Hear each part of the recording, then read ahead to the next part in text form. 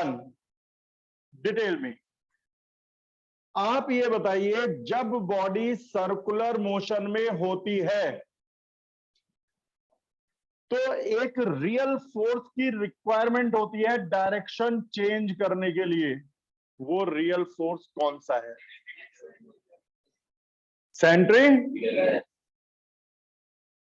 Centrifugal real force है या pseudo force है? स्यूडो फोर्स किसे कहते हैं? जो कोई अप्लाई नहीं करता बट वी एक्सपीरियंस इट। अब मेरे बेटा यहां से शुरू होती है हमारी कहानी। मेरे बेटा साइकिल वाले को मैं दोबारा हल्का सा हिंट दे रहा हूं। ये हमारी रोड है, ये सेंटर है, एक साइकिलिस्ट मोड़ पर झुक गया, अब वो अर्थ को इंक्लाइन पुश कर रहा है, और जब इंक्लाइन पुश कर रहा है तो इंक्लाइन ही रिएक्शन लग रही है। इस रिएक्शन के दो कंपोनेंट हैं, आप लोग डेली आ रहे हैं तो आपको मालूम होगा कौन कौन से, आर कॉस थीटा और नीचे की तरफ mg। अच्छा अब बताओ बेटा, ऊपर वाला फोर्स नीचे वाले के बराबर होगा, ये तो आप जानते हो, तो बेटा कौन सा फोर्स किसके equal? R cos theta is equal to, अच्छा सेंटर की तरफ कौन सा फोर्स डायरेक्टेड है? ये एक रियल फोर्स है, सेंट्रीपिटल फोर्स है, और यही mv स्क्वायर अपॉन आर के इक्वल है। ये कैपिटल आर है रिएक्शन, और ये आर है रेडियस। ये क्या है बेटा? और ये क्या है? अब बेटा यहां से अगला स्टेप आता है। यदि इसी क्वेश्चन को मैं सेंट्रीफ्यूगल से करता तो मैं क्या कहता? whenever the body is rotating on the circular track it experiences a centrifugal force। फिर मैं ये बनाता, और फिर मैं कहता कि यदि आर साइन थीटा बड़ा होगा तो ये अंदर खिसक जाएगा, mv स्क्वायर अपना आर बड़ा होगा तो बाहर खिसक जाएगा, इसलिए दोनों बराबर होने जरूरी है। तो मैं क्या लिखता? R sine theta is equal to mv square अपना आर। आना तो यही था। या तो मैं इसे नहीं बनाता और कह देता कि R sine theta is toward centre, और the force which is toward centre is centripetal, और सेंट्रीपिटल इज mv स्क्वायर अपना आर। या फिर मैं इसे बनाता, मैं ये चाह रहा हूं बेटा, मेरी कल से ये इच्छा है कि आप सेंट्रीपिटल और सेंट्रीफ्यूगल दोनों के बारे में इतना समझ जाए कि कभी भी कंफ्यूजन ना हो। तो या तो मैं इसे नहीं बनाता और मैं कहता कि R sine theta is toward centre so it is centripetal so it is mv square upon R. या फिर मैं इसको बना देता और फिर मैं कहता कि बेटा इनवर्ड फोर्स आउटवर्ड के इक्वल, तो R sine theta is equal to mv square upon R. बात तो एक ही हो गई। दोनों को डिवाइड करो, डिवाइड करोगे तो tan theta is equal to v square upon R G. चलिए जी, ये पॉइंट हमारा हो गया। अब इसके बाद रोड पर कार ट्रक बस आ जाए, वो कैसे मुड़ेंगी? भाई साइकिल वाले ने अपनी साइकिल झुका ली और मुड़ गया, बाइक वाले ने बाइक झुका ली मुड़ गया, स्कूटी वाले ने स्कूटी झुका ली और वो मुड़ गया। आज स्कूटी वाले ने स्कूटी झुका ली और वो मुड़ गया, लेकिन कार वाला क्या करेगा? क्या वो दो टायर उठा के मुड़ेगा? इमेजिन करो कैसा लगेगा कि कार आई जू और दो टायर हवा में और मुड़ करके चली गई। नहीं, उसे कुछ और करना पड़ेगा।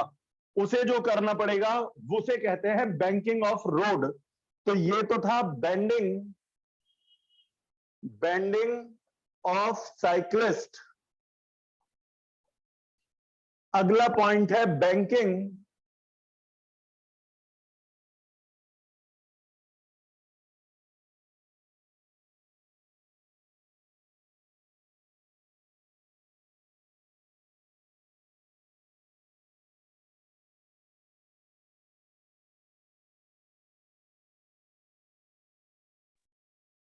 सर आप म्यूट पे चले गए।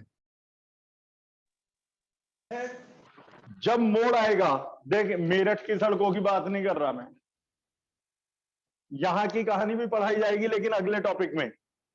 अभी मैं इंटरनेशनल लेवल की बात कर रहा हूं। एक रोड आई, जब मोड़ आता है तो बाहरी किनारा आउटर बैंक उठा रहता है। आप ब्रिज वगैरह पे ध्यान दो, रेस ट्रैक पे ध्यान दो, जैसे ये रोड आ रही है, जब मोड़ आएगा तो एक सिरा ऊपर उठ जाएगा और ऐसे मुड़ जाएगा। अब तुम बताओ, यदि बाहरी किनारा हमने ऊपर उठा दिया तो जो कार इस पे आएगी वो ऑटोमेटिकली इंक्लाइन हो जाएगी। रोड ही सीधी ना होके टेढ़ी है, तो जो उसमें कार बस ट्रक जो भी आ रहा है वो टेढ़ा हो गया। अब जब ये इंक्लाइंड हो गया तो मेरे बेटा रिएक्शन सरफेस के नॉर्मल होगी, क्योंकि बेटा सरफेस को ये टेढ़ा पुश कर रहा है तो टेढ़ा ही रिएक्शन लगेगी। आगे की कहानी तो मैं ना भी बोलूं तो समझने वाले बच्चों को तो समझ में आ चुकी। भैया आर तो हो गया टेढ़ा, आर के हो गए component, R cos theta, R sine theta, और भैया ये है माजी मतलब एम जी डाउनवर्ड। अब भाई सेंट्रीफ्यूगल तुम्हारी श्रद्धा है, तुम्हें लिखना है तो लिखो, नहीं लिखना है तो छोड़ दो। या तो ये कह दो कि अपवर्ड वाले डाउनवर्ड के इक्वल, तो R cos theta is equal to M G, और फिर कह दो कि R sine theta is toward centre, so it is centripetal. जो समझ में ना आए उसी समय पकड़ लेना point. So it is centripetal, और जो सेंट्रीपिटल है वो M V square upon R, तो R sine theta is equal to M V square upon are.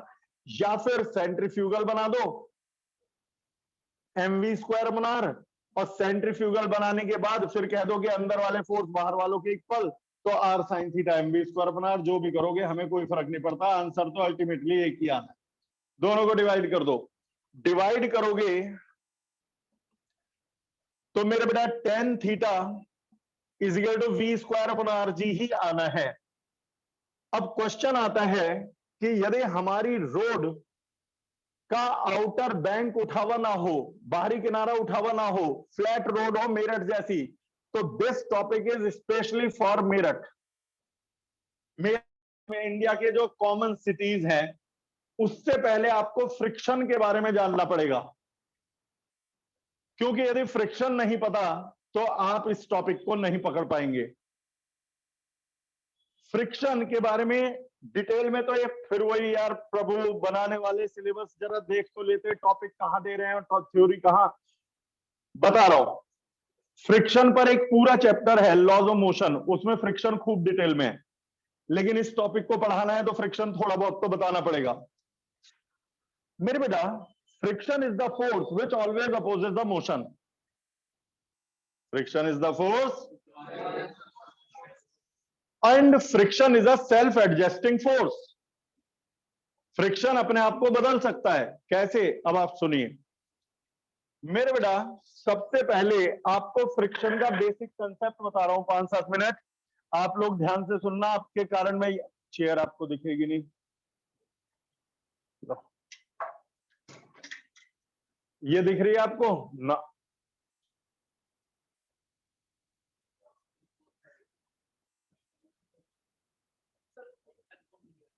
है फोन नीचे करूंगा तो बोर्ड नहीं दिखेगा। एक काम, चलो तुम्हारे लिए थोड़ा पीछे कर रहा हूं मैं। हाँ हो गया हो गया। अब देखो एक्सपेरिमेंट दिखाने के लिए कर रहा हूं मैं यहां पर आप लोगों के लिए। बेटा एक स्टूडेंट चाहिएगा मुझे सपोर्ट में, बेटा आ जाए इधर को। मनन ये लो संभाल के, हाँ इस पे बैठ जा।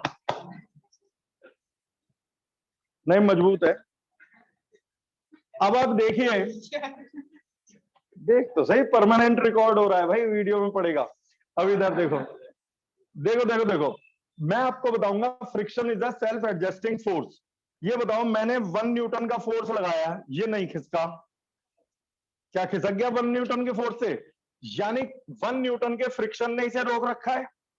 भाई यदि मेरा फोर्स है और कोई रोकने वाला फोर्स नहीं है तो इसे चल देना चाहिए था, चाहे 1 न्यूटन फोर्स सही, इतना सा फोर्स सही, मोशन तो आना चाहिए। मोशन तो सिर्फ तब नहीं होता जब अपोजिंग फोर्स ना हो। यहां मैंने 1 न्यूटन फोर्स लगाया, ये नहीं चला, क्योंकि फ्रिक्शन भी पैदा हो गया, खुद ब खुद डेवलप हो गया 1 न्यूटन। अब मैंने 2 न्यूटन फोर्स लगाया, अब भी नहीं खिसका, यानी फ्रिक्शन अपने आप चेंज होके 2 न्यूटन हो गया। एडजस्ट हो रहा है, देख फ्रिक्शन कोशिश कर रहा है, ये रुका रहे। मैंने 3 न्यूटन लगाया, अब भी नहीं खिसका, तो फ्रिक्शन 4 लगाया, अब भी नहीं खिसका, 5 लगाया, अब भी नहीं खिसका, 6 लगाया, ये तो खिसक ही ना रहा, 6 लगाया, अब भी नहीं खिसका, फ्रिक्शन, बताते रहो अभी समझ में आएगा। अब 7 लगाया, खिसक गया, यानी फ्रिक्शन एक लिमिट से ज्यादा नहीं बढ़ पाया।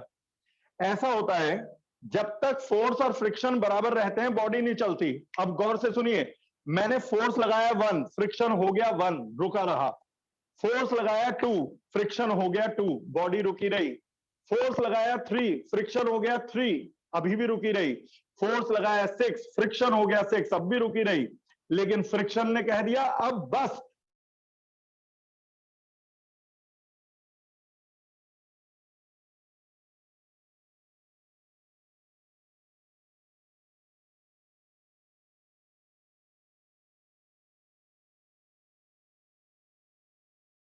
बॉडी कभी चलेगी ही नहीं।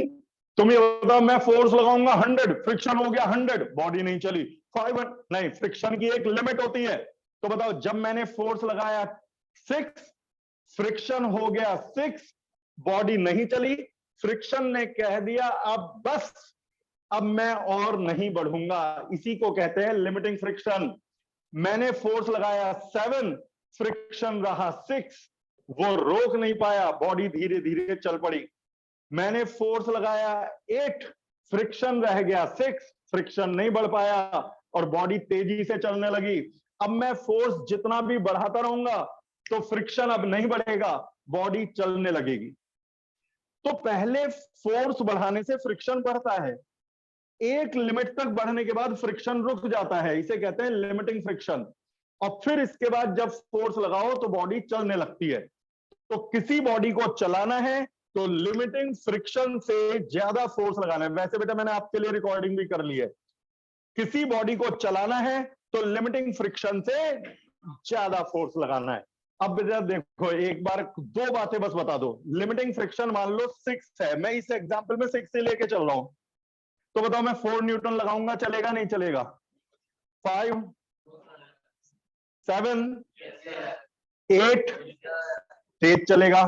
समझ में आ गया बेटा?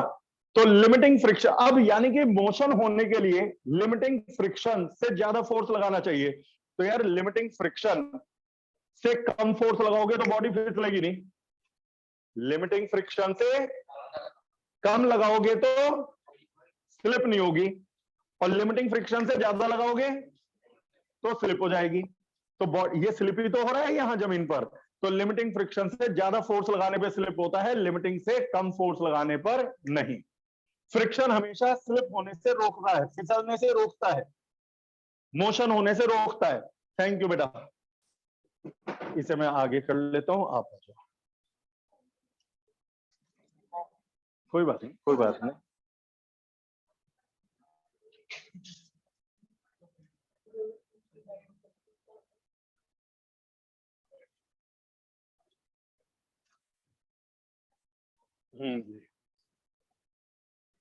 वापस वहीं आ गए। तो मेरे बेटा मैंने आपको फ्रिक्शन का कंसेप्ट बताया। अब यहां पे आप ये पूछ सकते हो कांस्टेंट हो, तो जवाब है नहीं। लिमिटिंग फ्रिक्शन कांस्टेंट नहीं होता। लिमिटिंग फ्रिक्शन डिपेंड करता है रिएक्शन पर। किस पर डिपेंड करता है? अभी मैं उसी को ही समझा रहा हूं, ये पतली सी पट्टी फ्रिक्शन समझाने के लिए। लिमिटिंग फ्रिक्शन डिपेंड करता है रिएक्शन पर। प्रोपोर्शनलिटी कांस्टेंट है म्यू, तो लिमिटिंग फ्रिक्शन का फॉर्मूला है म्यू आर। अब रिएक्शन कैसे? एक साइकिल है,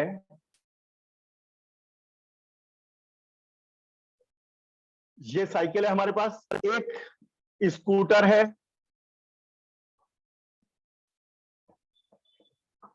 एक कार है, ये तीनों सड़क पे खड़े हैं। ध्यान से देखो, ये अपने वेट से ग्राउंड को पुश कर रहे हैं, तो ग्राउंड रिएक्शन लगा रहा है। साइकिल कम वेट से ग्राउंड को पुश कर रही है तो ग्राउंड उस पर कम रिएक्शन लगा रही है। कम रिएक्शन होने से लिमिटिंग फ्रिक्शन कम है, यहां लिमिटिंग फ्रिक्शन है लेस। स्कूटर का वेट साइकिल से ज्यादा है, ज्यादा वेट होने के कारण ये अर्थ को ज्यादा फोर्स से दबा रहा है, और ज्यादा फोर्स से दबाने के कारण रिएक्शन हाई है, और रिएक्शन हाई होने से लिमिटिंग फ्रिक्शन हाई है। लिमिटिंग फ्रिक्शन तो रिएक्शन पे डिपेंड करता है, कम रिएक्शन होगी कम लिमिटिंग फ्रिक्शन होगा, ज्यादा रिएक्शन होगी ज्यादा लिमिटिंग फ्रिक्शन होगा। कार का वेट बहुत ज्यादा है तो ग्राउंड को बहुत ज्यादा फोर्स से दबाएगी, जिस कारण रिएक्शन भी बहुत हाई लगेगा, और रिएक्शन हाई होने से लिमिटिंग फ्रिक्शन भी हाई होगा। तो इस साइकिल का वेट कम, रिएक्शन कम, लिमिटिंग फ्रिक्शन कम। स्कूटी का वेट थोड़ा बढ़ गया, रिएक्शन थोड़ा बढ़ गया, लिमिटिंग फ्रिक्शन भी थोड़ा बढ़ गया। कार का वेट इन तीनों में सबसे ज्यादा है, रिएक्शन बहुत ज्यादा है और फ्रिक्शन ज्यादा है। अब लिमिटिंग फ्रिक्शन को एक डिजिट दे देते हैं। वैसे तो जब तक म्यू की वैल्यू ना पता हो, मास ना पता हो, जी ना पता हो, तो फिक्स वैल्यू नहीं दे सकते। इसमें लिमिटिंग फ्रिक्शन सबसे कम है, मान लो 10 न्यूटन। इसमें लिमिटिंग फ्रिक्शन थोड़ा बढ़ गया, लेट अस इमेजिन 100 न्यूटन, और इसमें लिमिटिंग फ्रिक्शन और बढ़ गया से 1000 न्यूटन। ये डिजिट फेक हैं, केवल समझाने के लिए इनका एजम्पशन किया गया है। कभी आप रट लेंगे साइकिल के केस में लिमिटिंग फ्रिक्शन 10, स्कूटी के केस में 100, वो न्यूमेरिकल टू न्यूमेरिकल डिफर करेंगे। अब मेरे को ये बताओ, लिमिटिंग फ्रिक्शन साइकिल के केस में कितना है? 10 न्यूटन। तो 10 से कम फोर्स लगाओगे तो साइकिल नहीं स्लिप होगी, मूव नहीं करेगी, और 10 से ज्यादा लगाओगे तो बताओ, 9 न्यूटन लगाऊंगा साइकिल चलेगी नहीं चलेगी? 11 न्यूटन पे, 11 पे ही चल गई। लेकिन 11 न्यूटन स्कूटी पे लगाऊंगा तो चलेगी या नहीं चलेगी? 70 न्यूटन लगाऊंगा चलेगी नहीं चलेगी? 101 न्यूटन लगाऊंगा, अब वही 101 न्यूटन कार पे लगा दूं तो चलेगा या नहीं चलेगा? 500 न्यूटन लगा दो, 1001 न्यूटन लगा दो। कभी बेटा जितनी भारी चीजें हैं उन्हें चलाना उतना मुश्किल होता है, क्योंकि जो हैवी ऑब्जेक्ट्स हैं मेरे बेटा, जो हैवी ऑब्जेक्ट्स हैं उनके वेट ज्यादा है। वेट ज्यादा होने से रिएक्शंस हाई है, और रिएक्शंस हाई होने से लिमिटिंग फ्रिक्शंस हाई है, और लिमिटिंग फ्रिक्शन, ये भी कतई मजे ले रहा जिंदगी के।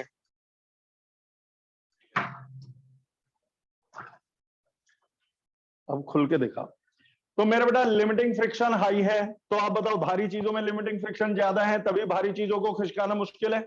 मैं आपसे कहूं भाई धक्का लगा के ट्रक खिसका दो, खिसका दोगे? भाई मेरी बात छोड़ दे, चल मैं भी नहीं खिसका पाऊंगा। आप में से कोई खिसका देगा ट्रक को? नहीं खिसका पाने के, क्यों? लिमिटिंग फ्रिक्शन बहुत ज्यादा है। कौन?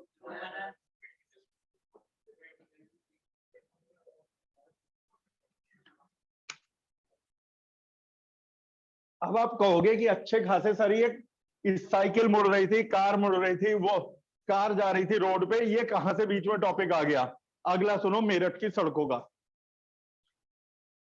मेरठ का मतलब मैं सभी शहरों की बात कर रहा हूं, बेगमपुर चौराहे के, तेजगढ़ी चौराहे के, जो आम सड़कें हैं।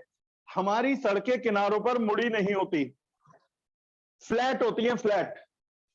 तो अब जब कोई कार यहां आती है तो वो सीधी रहती है, कार का वेट अर्थ को दबाएगा, रिएक्शन ऊपर लगेगा, सेंट्रीफ्यूगल सेंटर से बाहर लगेगा, अंदर की तरफ कोई फोर्स है ही नहीं भाई। इस वाले में तो आर का कंपोनेंट था सेंटर की तरफ, इसमें आर का कंपोनेंट था सेंटर की तरफ, इसमें तो भैया आर वर्टिकल है और इसके कंपोनेंट नहीं होंगे, और जब कंपोनेंट नहीं होंगे तो सेंटर की तरफ कोई सा है क्या? नहीं है ना? तो भाई ये बात तो साफ हो गई, यहां तो गड़बड़ होगी, ये तो बाहर फिसलेगी, ये तो बाहर फिसलेगी। लेकिन फिसलने से रोकेगा फ्रिक्शन, फ्रिक्शन इसे स्लिप होने से रोकेगा। देख बेटा, हमेशा फ्रिक्शन चाहता है कि चीजें स्लिप ना हो, वो खुद डेवलप हो जाता है फ्रिक्शन। भाई मैंने इसे खींचने की कोशिश करी, ये नहीं कि इसका फ्रिक्शन अपने आप डेवलप हो गया ना। फ्रिक्शन को कहा जाता है सेल्फ एडजस्टिंग फोर्स, अपने आप एडजस्ट होने वाला। कोई लगाता नहीं है फ्रिक्शन, अपने आप पैदा हो जाता है। तो आप बताओ बेटा, जैसे ही हम मोड़ पर आए तो सेंट्रीफ्यूगल लगा, सेंट्रीफ्यूगल को ने कार को फिसलाना चाहा, फ्रिक्शन ने रोक दिया। अब इस आदमी ने स्पीड बढ़ा दी, v बढ़ाने से सेंट्रीफ्यूगल बढ़ गया। भाई जब v बढ़ेगा तो mv स्क्वायर अपॉन r बढ़ेगा। सेंट्रीफ्यूगल बढ़ गया तो कोई बात नहीं, फ्रिक्शन बढ़ गया। फ्रिक्शन सेल्फ एडजस्टिंग है, अभी तुम्हें इतनी देर से समझा रहा था। इसने और स्पीड बढ़ा दी तो सेंट्रीफ्यूगल और राइज हो गया, तो फ्रिक्शन और राइज हो गया। फ्रिक्शन आखिरी तक कोशिश करेगा कि भैया बच जा। अब इस बेवकूफ ने और बढ़ा दी, ये हो गया लिमिटिंग फ्रिक्शन। लिमिटिंग का मतलब बस अब ले खतरनाक स्थिति आ गई, इसने स्पीड और बढ़ा दी। स्पीड और बढ़ा दी तो सेंट्रीफ्यूगल फोर्स और राइज हो गया, लेकिन फ्रिक्शन तो और बढ़ेगा नहीं, फिर तो ठुकेगा जाकर के साइड में। तभी बेटा ओवर स्पीड से यदि आप टर्न लो तो किनारे पे टकराने के चांसेस हो जाते हैं, कम स्पीड से तो नहीं होते। भाई मान लो कोई सीधा सच्चा सा बालक 120 की स्पीड पे मोड़ रहा है, तब तो वो नहीं टकराएगा। 120 तक के लिए तो बनी है सड़कें हमारी, 120 140। क्यों? उन्हें मालूम है भारत वाले माने तो है नहीं, लिखा होगा स्पीड लिमिट 80 और जहां से 120 130 पे जा रही है गाड़ी। हाईवे की बात कर रहा हूं, तो खैर मेरे ख्याल में आपको पकड़ में आ गया। तो बताओ ये, लेकिन यदि ओवर स्पीडिंग हुई तो लिमिटिंग फ्रिक्शन की हर, भाई नाम ही है लिमिटिंग की, एक लिमिट तो होगी कि इसके बाद फ्रिक्शन नहीं लगेगा, और जब फ्रिक्शन नहीं लगेगा तो भाई फिर ये टकराएगा। तो फिर कितनी वेलोसिटी से चलाना चाहिए कि टकराए ना? तो जवाब है आमने सामने के फोर्स इक्वल होने चाहिए, तो ना ये इधर फिसलेगा ना इधर। देख लेफ्ट में कौन रोक रहा है? Limiting friction. राइट में कौन खींच रहा है? सेंट्रीफ्यूगल। मैं चाह रहा हूं स्लिप ना हो, तो ज्यादा से ज्यादा limiting friction must be equal to mv square upon r। Limiting friction must be equal to, अब तो नहीं फिसलेगा, और लिमिटिंग फ्रिक्शन होता है लेकिन mu R is equal to mv square upon r, और ऊपर नीचे के फोर्स इक्वल तो r is equal to mg। Divide कर दो, डिवाइड करोगे mu R upon R, mu is equal to v square upon R G. Mu की value question में गिवन होती है, प्रोपोर्शनलिटी कांस्टेंट है। भाई limiting friction directly proportional to R, proportionality constant mu. Mu एक ग्रीक अल्फाबेट है, शायद सुना भी होगा पहले। म्यू ग्रीक अल्फाबेट है, तो ये कहलाता है कोएफिशिएंट ऑफ फ्रिक्शन। अब एक क्विक रिकैप बेटा, जरा जल्दी जल्दी से बताना, फिर मैं आगे बढ़ता हूं।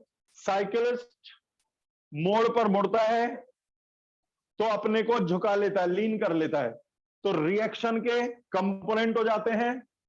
एक कंपोनेंट वेट को संभालता है और दूसरा कंपोनेंट सेंट्रीफ्यूगल को। जैसे आर कॉस थीटा ने mg को काउंटर किया और आर साइन थीटा ने सेंट्रीफ्यूगल को, दोनों इक्वेट करके आंसर। जिसको समझ में आ गया हाथ मत उठाइएगा। समझ में आ गया? दूसरे नंबर पे कार, ये ढंग की रोड है, किनारे पर उठी हुई है रोड, कार यहां पर आ गई, तो जब रोड इंक्लाइन है तो रिएक्शन इंक्लाइन खुद ही हो गई।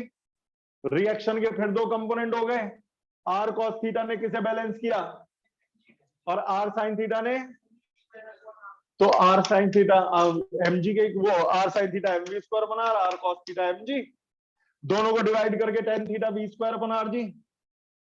फिर इसके बाद मैंने ये बताया कि यदि रोड बैंक ना हो तो फ्रिक्शन को आना पड़ता है, फिर फ्रिक्शन से सॉल्व किया। तो कई बच्चे कहते हैं फिर परेशानी क्या है, यहां पर भी कार फिसली नहीं, मुड़ गई, यहां भी मुड़ गई, तो परेशानी क्या है?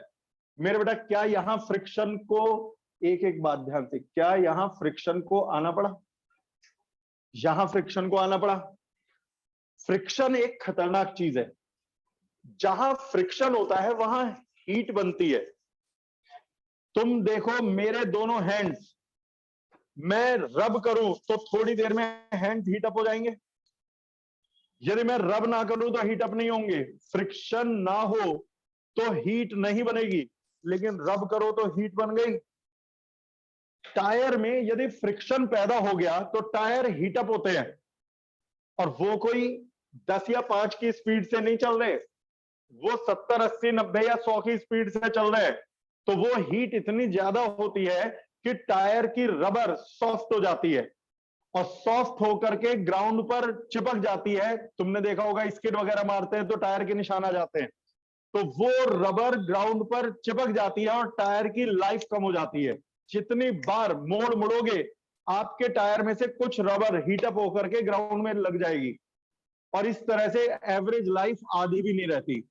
तो जो आम शहर हैं जहां सड़कों के किनारे बैंक नहीं किए गए हैं, आउटर किनारे उठाए नहीं गए हैं, वहां पर फ्रिक्शन को काम करना पड़ेगा और फ्रिक्शन यदि काम करेगा तो आपके टायर्स को खा जाएगा, खत्म कर देगा, कमजोर कर देगा।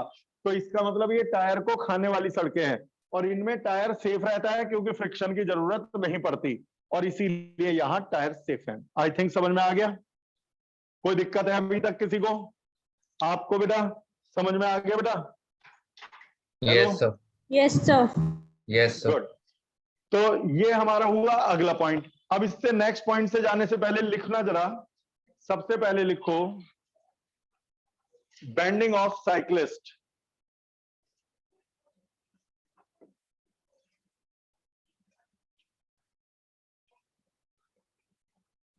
बल्कि एक काम करो, सुनो, लिखने में टाइम वेस्ट नहीं करते, आप इसका फोटो खींच लो, मैं इसका प्रिंटेड नोट दे दूंगा। अच्छा, कुछ मैंने ऑब्जेक्टिव क्वेश्चंस भी भेजे हैं। अच्छा, रिकॉर्डिंग बंद कर देता हूं, मैं बिना रिकॉर्डिंग के पढ़ाऊंगा इससे आगे का टॉपिक।